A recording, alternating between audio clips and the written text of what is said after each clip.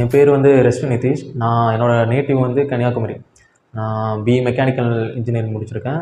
2023 batch out.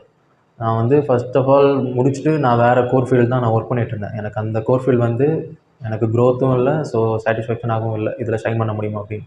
So அதுக்கப்புறம் நான் வேறு ஃபீல்டு ட்ரை பண்ணலாம் அப்படின்னு சொல்லி தேடிட்டு இருக்கும்போது, சரி எம்இபி ட்ரை பண்ணலாம் அப்படின்னு யோசித்தேன்.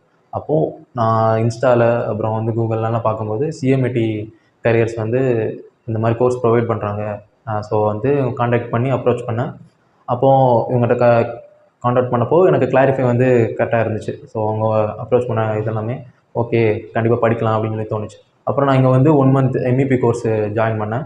ஜாயின் பண்ணி 1 மந்த்து முடித்தேன். முடித்ததுக்கப்புறம் எனக்கு டீச்சிங் வைஸ் ஆகட்டும், வேறு வந்து டவுட் கிளியரன்ஸ் ஆகட்டும், எல்லாமே அவங்க ப்ராப்பராக பண்ணாங்க. எல்லாமே அவங்க டீச்சிங்கில் வந்து எந்த ஒரு ட்ராபேக்குமே இருக்காது, எல்லாமே கரெக்டாக இருக்கும். அதுக்கப்புறம் எனக்கு பிளேஸ்மெண்ட் வந்துச்சு. பிளேஸ்மெண்ட் வந்து அவங்களே பண்ணி தருவாங்க. ஃபஸ்ட்டு ஒரு கம்பெனி அட்டெண்ட் பண்ணேன். எனக்கு அது சாட்டிஸ்ஃபேக்ஷனாக இல்லை. ஸோ திருப்பியும் அடுத்து இன்னொரு பிளேஸ்மெண்ட்டும் ட்ரை பண்ணி கொடுத்தாங்க. அது எனக்கு ஓகேவாக இருந்துச்சு. ஸோ எனக்கு பிளேஸ்மெண்ட்டும் டீச்சிங் வைஸ் எனக்கு சாட்டிஸ்ஃபைடாக இருந்துச்சு. ஒர்த்தபிள் தான்.